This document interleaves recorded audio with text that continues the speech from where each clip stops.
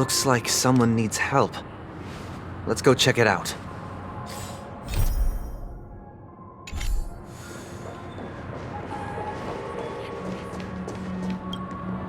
Oh, Mr. Sunday. Hey there! Okay, see the moon in the sky? It's about the size of the cap on my Soul Glad bottle. If I just reached out my hand, I could grab the moon, couldn't I? The moon? You mean the Grand Theater? Yeah. Look at me. I've been away from home for too long. I must be missing that moon. But it's no big deal. The Grand Theater here looks much better than the moon back home. It's just magnificent. They told me not to sell everything I had just to come to Penacony. How short-sighted. Selling everything you had? Why would you go to such lengths? Why? Can't you see? Life back home is miserable. It's not really living at all. It's better to be here at Pinnacle. No pain, no worries about tomorrow, just sweet dreams. You can do whatever you want. That's what I call living. Yeah, now this is the life. Is this truly living? Huh? What did you say, young lady? I didn't quite catch that. Oh, it's nothing, sir. You see, the traffic on Glock's Avenue can be dangerous. How about I ask a Bloodhound family member to escort you to Ideen Park over there, so you can continue enjoying your sweet dream? Oh, yeah, that's a great idea. Wow, no wonder you were the leader of this sweet dream. You're totally a lifesaver. See you around, Mr. Sunday, and it was nice chatting with you.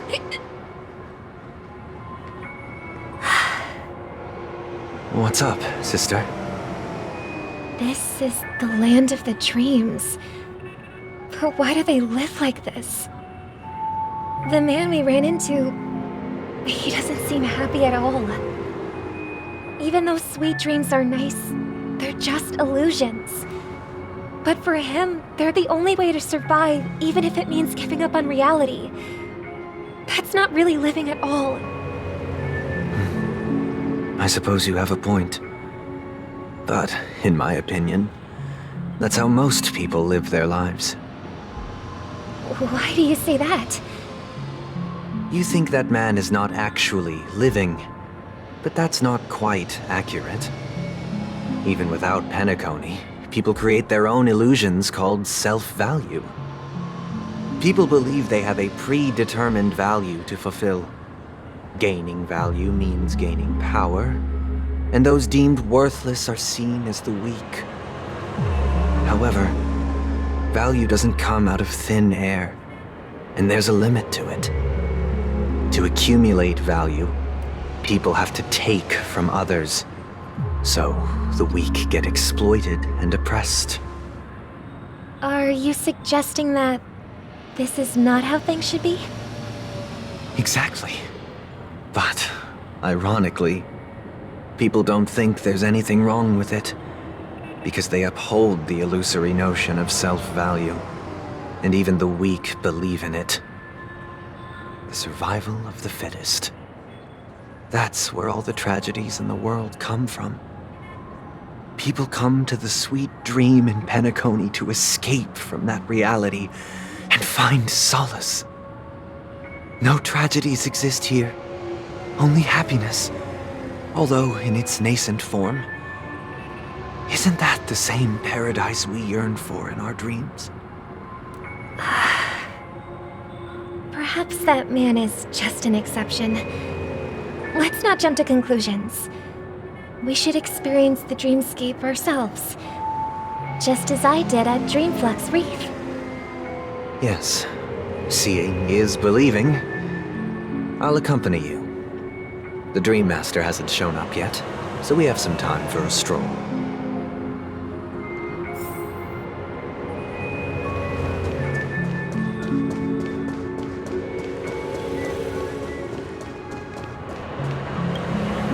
Glad to meet you again, Robin. How are the preparations for the Charmony Festival coming along? We're all so excited about it. It's going smoothly. Thanks for making the trip to join the festival. You're too kind, Robin. It's a pleasure to have guests from all over the universe celebrating day and night. I can't stand being lonely or bored, so this jubilant dreamscape is perfect for me. But if this went on forever, would it get boring too? Nah, not at all. Who would get tired of having so much fun? Every day, you get to wear fancy clothes, explore all sorts of dream bubbles, indulge in delicious food without gaining weight, and you never get old or sick. As long as you can afford a room, this place is the ultimate paradise. But you know that only a few things can be brought back from the dreamscape to reality, right? That's exactly why I don't plan on bringing anything back. Just enjoying the dream itself is good enough for me. I mean, I'm not one of those long-living species. I only have around 60 or 70 years in this lifetime, and there's so much to worry about. Being happy here is pure bliss. Only in this sweet dream can I truly feel like I'm in control of my life and fate. Who would want to go back to reality after experiencing this bliss? I see. I genuinely wish you all the happiness in the world. And I wish you a fantastic performance, Robin! I'm off to the Blue Hour for the ball. See you later.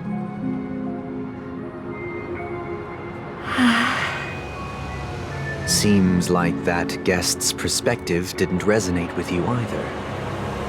She had a valid point, and I could sense her genuine happiness. It's just that... What you're trying to say is, she thinks she's in control of her life, but in reality, she's just escaping from reality and seeking solace in this sweet dream. Once she steps out of this sanctuary, everything will be lost.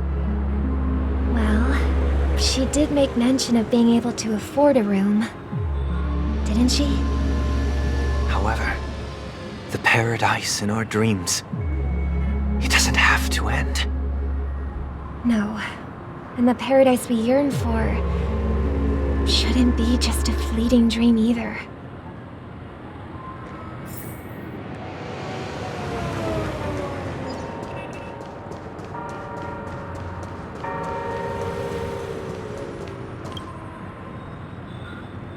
The scenery in this dreamscape is truly breathtaking, isn't it? Oh, Robin. Can't believe I'm meeting you in person here. What an honor. You're right. Even though time stands still in this dreamscape, it always feels fresh. I find something new every time. A philosophical mind. I hope I'm not intruding. Oh, not at all. No.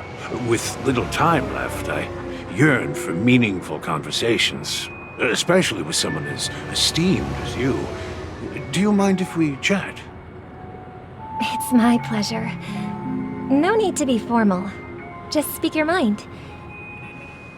You said, with little time left. Please, forgive me for being blunt. But is that why you came to Penacony? Yeah. I was part of a war, and while escaping from the Sarkosian mothership, I got exposed to some radioactive materials. And then, all my comrades died, and my hometown was wiped out by neutron bombardments. I couldn't bear to live with everything I knew gone. That's when I heard about a possible solution here, so I came. How heart-wrenching.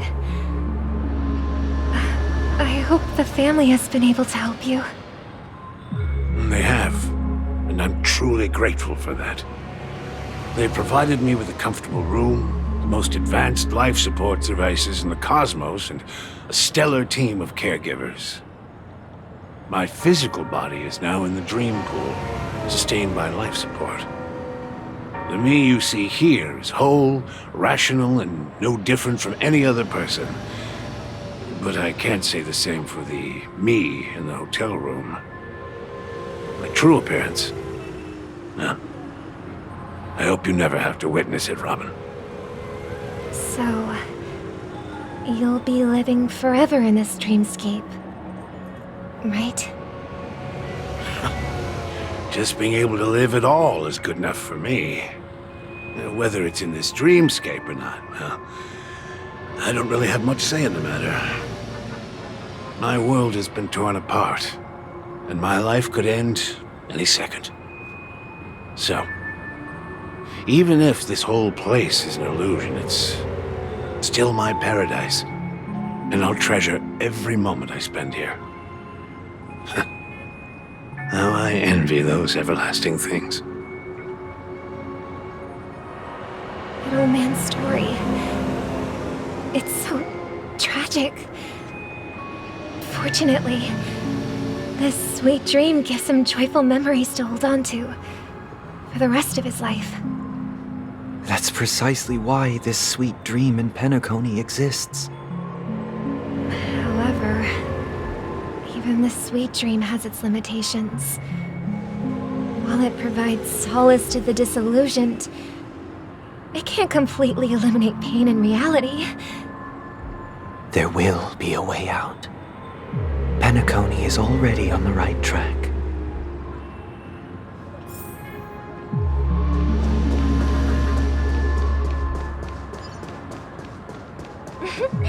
Look what we have here. A lovely young lady. Wait, is that me?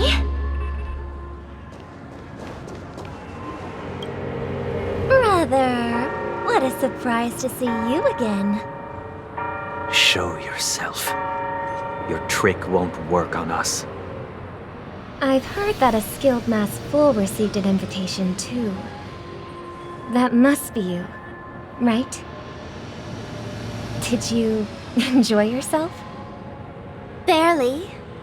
The people here are way too gullible. A little bait is all it takes for them to bite. And they run away at the slightest hint of danger. In other words, they're naive and cowardly. Now that you've had your fill, it'd be wise to leave before it's too late. The music of the harmony doesn't tolerate discord. What? Now that you have the real Robin, I'm useless? Oh, how disheartening. I've done so much for the family. You should be thanking me, because if it weren't for me cleaning up this mess, Penacony would still be in shambles. Don't you think? That was a personal request from the head of the Iris family, and it has nothing to do with us.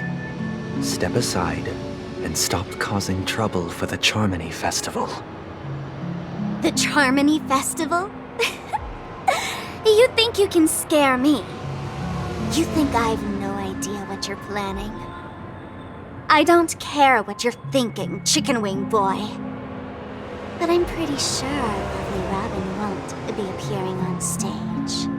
After all, you're well aware of what a sorry state this dreamscape is in under the banner of harmony.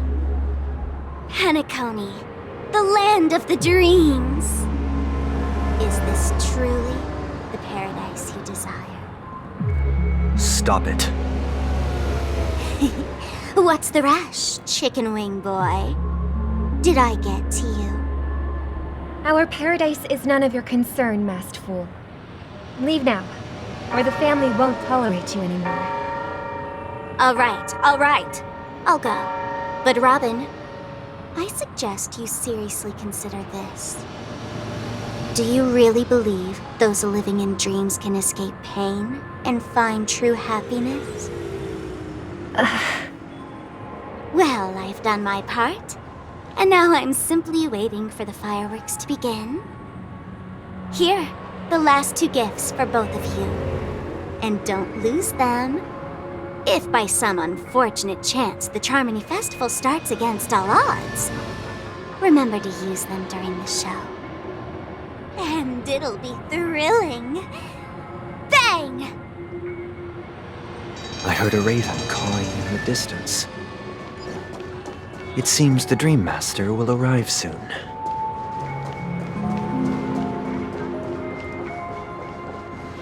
Let's wait here for the Dream Master to arrive. Okay. By the way, brother, I heard you no longer have a sweet tooth. Back when we were kids, you used to steal my desserts. Seems like a lot has changed during my absence. What exactly happened? Well, someone has to stay awake even in this sweet dream. But that someone doesn't have to be you, or anyone in particular. You're carrying too much on your shoulders, brother. The paradise in our dreams. It shouldn't be like this. Penacony is nothing more than a dream. It can't erase the worries and pain of reality, or bring true happiness. It only offers an escape from reality. Nothing more. Remember the old man we met earlier? Without this dream, he might have completely lost himself. That might be true, but even without Penacony, he could have chosen another path. As far as I know, the Intelligentsia Guild has been promoting their rehabilitation techniques for a long time now. That path may have been more ordinary and challenging, but now he is receiving hospice care in a comatose state, and his fate is sealed. Is Penacony granting these people a future? Or is it taking it away from them? Well, don't forget this. Not everyone really has a future. The future for humanity is like the sky for birds. People mistakenly believe that flight is inherent to birds because they've never witnessed those birds crashing to their death. Do you remember how we took in that little Charmony dove when we were young? Yeah. We took care of it. Provided food and water, groomed its feathers. And later, when I decided to leave Penacony, I opened the cage and set it free. Well, I didn't mention what happened to it in my letters because I didn't want to upset you. Shortly after you left, it crashed to its death right in front of your window. I had surmised as much. I knew you wouldn't have avoided mentioning the bird for no reason. Despite that unfortunate outcome, I still believe it was the right decision. Birds aren't meant to spend their lives in cages. They belong in the sky, even if they can't fly. But here's the thing. If there are birds in this world that can never fly, can we really assert that they belong in the sky? Are you implying that the same goes for humans too? Let's take the Astral Express as an example. The Nameless made tremendous efforts to bridge worlds, gaining fame across the universe. However, only a few extraordinary individuals can endure such a perilous journey. That's because the pursuit of the Trailblaze exceeds the capabilities of ordinary humans. Otherwise, why would this path be filled with broken rails, an abandoned express, and even a fallen Eon? That's just sophistry. If that were true, then only the powerful would have the right to determine the future. Unfortunately, that's exactly what happens. Another name for the future is self-value. While this world has its fair share of heroes who inspire people and garner admiration for their heroic deeds, the majority of ordinary people will never become heroes in their lifetime. Some are born weak and vulnerable. Some find themselves trapped in unfortunate circumstances. Some fall victim to malice and cowardice. When it comes to survival, everyone is equal. And the weak can only watch as their value gets constantly diminished by external forces. That's why we should care for the weak and support them as if their suffering were our own. That's what the Odes of Harmony have always taught us.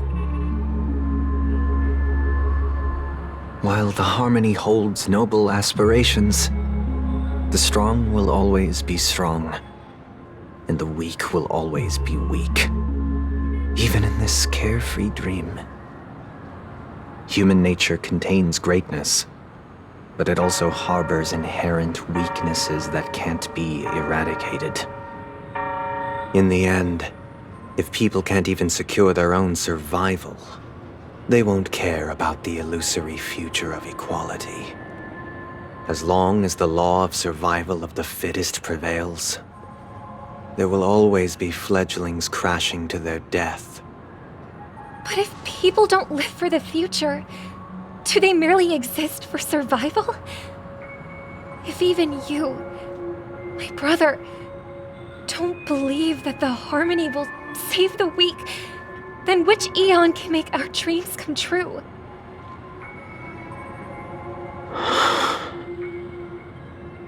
People often forget that when the first bird took flight, the entire world envisioned a future where no more fledglings would ever crash to their death. Are you reading, sister? What are you reading? Mr. Gopherwood gave me a picture book. It's about the story of the harmonic strings. If I could become a chord master, I'd like to summon Dominicus, the harmonious choir. I want to sing with everyone and spread our wishes so that all can feel happiness and joy. I see. Then, I would summon the harmonious choir too. Don't you have a wish of your own, brother? Of course I do. It's just that it includes your wish and everyone else's. I long for a true paradise where everyone can find peace. Then, let's build a stage there and invite everyone to our performance so that both our wishes come true through the power of the harmonious choir.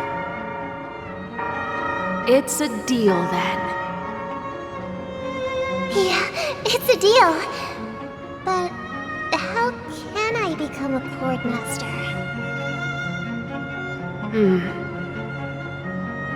Maybe you'll have to become a star first.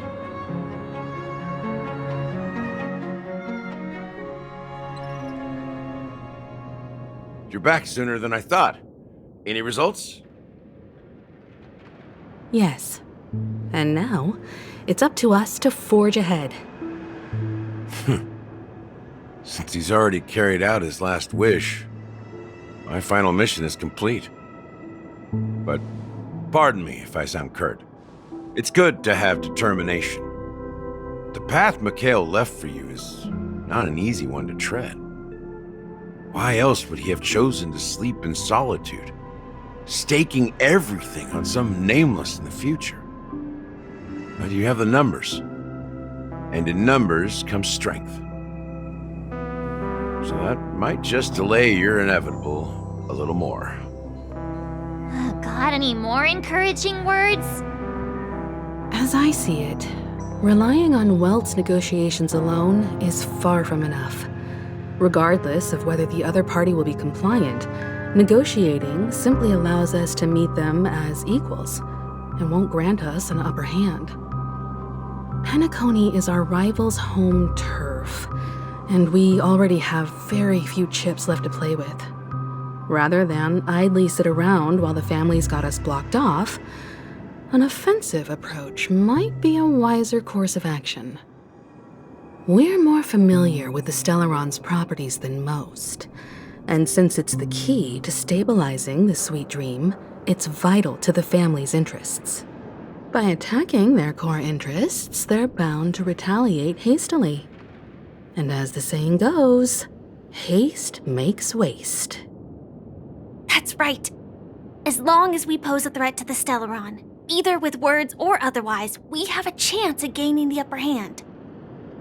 But the problem is, on the eve of the Charmony Festival opening, how exactly are we going to get close to the theater?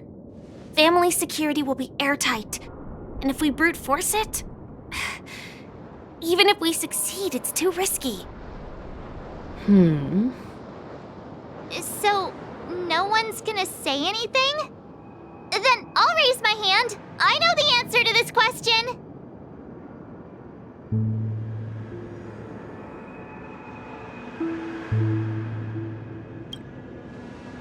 Why are you speaking like the General of the Law Fu? So, I heard that before the Charmony Festival begins, there'll be a pageant to kick off the festival. It's called the Soul Glad TM Festivity Auditions, or something, and it's going to be held in the moment of Scorch Sand.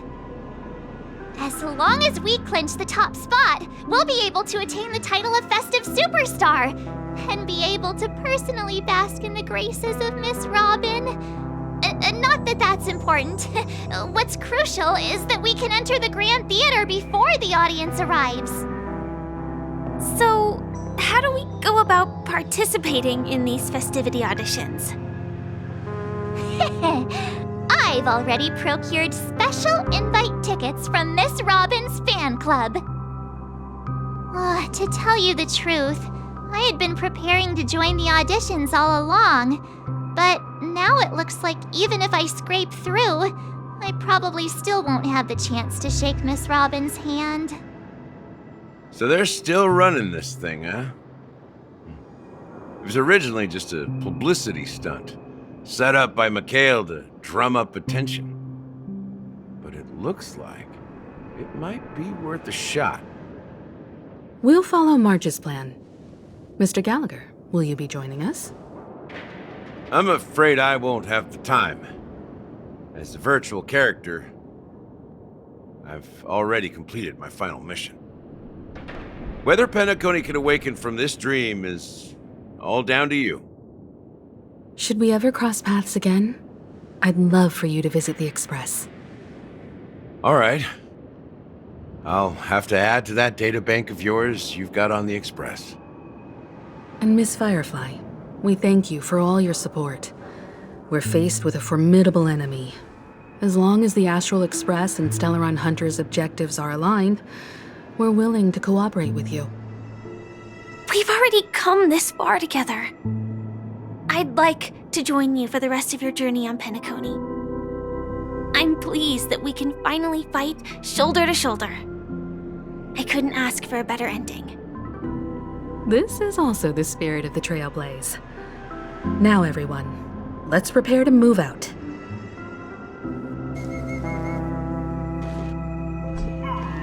Ladies and gentlemen, welcome to Scorch Sand Hall. This is where challengers thrive and dream chasers shine, all under the watchful eye of the entire universe. If you have ambition, dream, and the drive, dear friend, the next superstar of Penacony's Charmony Festival could be you. Oh, wow, they've really outdone themselves. Oh, I'm starting to get excited. Behold, here come 4 friends with spirits high and full of zeal. Are you aspiring to be the superstars of the festival? Is he talking about us? Yes, you! There's no doubt about it. I see you have all the potential of a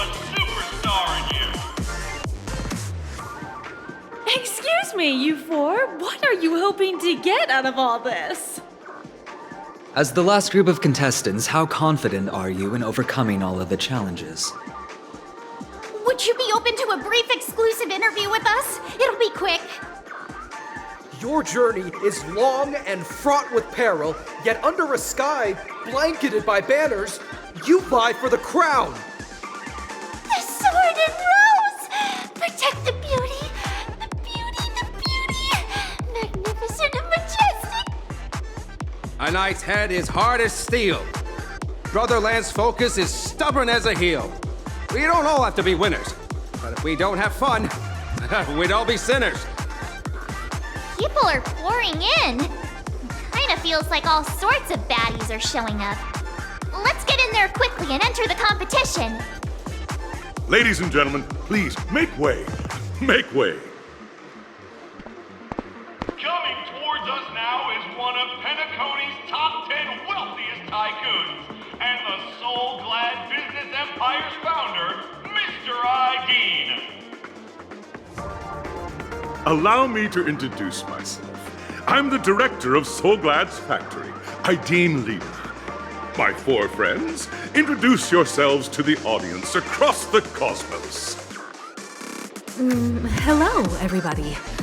I'm Himiko, a nameless from the Astral Express, and these are my companions. Don't you guys need to hide your identities? Can't hide it anyways. Penacony is plastered with our posters. And because the Astral Express is so well known, the family won't dare to make any rash moves.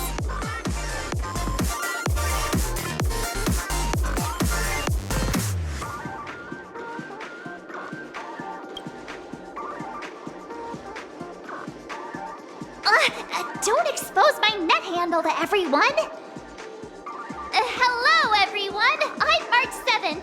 I'm an ordinary girl who loves adventures. Hello, everyone. I'm Firefly. I am also an ordinary girl who enjoys adventures. So it's a bunch of nameless guests. This final face-off is bound to be spectacular. Time is precious. My four friends, come with me.